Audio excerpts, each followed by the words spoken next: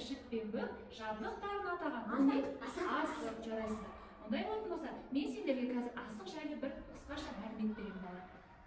Біздің ата-бабаларымыз бұрын асықты қойдың жілігінен алған екен. Қойдың жілігінен алып, оны тазалап, жуып, кептіріп, оны немерелеріне жинаған екен балалар.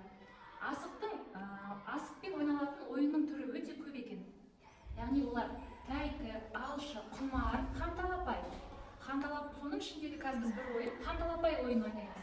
Қанталапай ойыны, яғни ол немен ойналады балалар? Асықпен ойналады. Яғни қанталапайды ойнаған кезде мен мына сендерге қоржынның ішінде тұрған асықтарды шашамын. Мен талапай шашылды, ойын алақай деп бастаймын. Сол кезде сендер алдарында тұрған асықтарды жинап аласыңдар, жарай ма?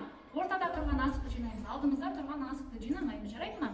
Бұл қанталапай ойынның ішінде қынамен боялған хан асығы болады екен. Осы хан асығы кімге түседі? Ойынды сол бастайды. Бірінші бастайды. Ал ойынды бастаймыз. Талапай, басталды ойын алақай деп асықтарды шашамын, кәне бәрін жинаймыз. Қалғандарын ала қой. Алдарына жинап алыңдар.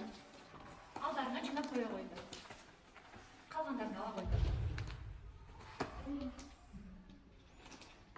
Ал енді балалар, кімге қан асығы түсті? Менде. Жарайсың, Алдиярға қан асығы түсіпті. Яғни ойынды кім бастайды бірінші? Алдияр бастайды. Қалған екінші болып бастайды кім? Санау жағынан асықты көп алған жағдайда екінші бала бастайды. Кім көп асық жинады? Бізде Хамид көп асық жинапты. Бірінші Алдияр бастайды, екінші Хамид бастайды. Жарайсыздар. Ал ондай алшысынан балалар асықтарыңды тігіңдер. Ортаға. Тіге қойыңдар. Жоқ, негізсіз қалдырыңыз. Бір-екі, давай. Бір-екі.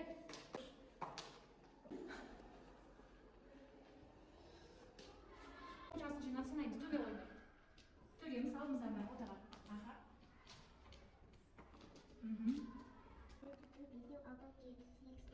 Қанша асық екен? 9. Сенде қанша? 1, 2, 3, 4, 5, 6, 7. 7 асық екен, жарайсың. Сенде қанша? 1, 2, 3, 4, 5. 5 асық екен. Сенде? 2, 3, 4, 5. Жарайсыңдар. Кім бізде жеңді? Алдияр. Алдияр баламыз жеңіске жетті. Жарай ма? Рахмет Алдияр, саған асық жинау жағынан сен көп ұпай алдың. Ал енді қалғанымыз көңілімізді түсірмейміз. Келесі ойындарда ұтамыз деген сенімдемін. Жарай ма?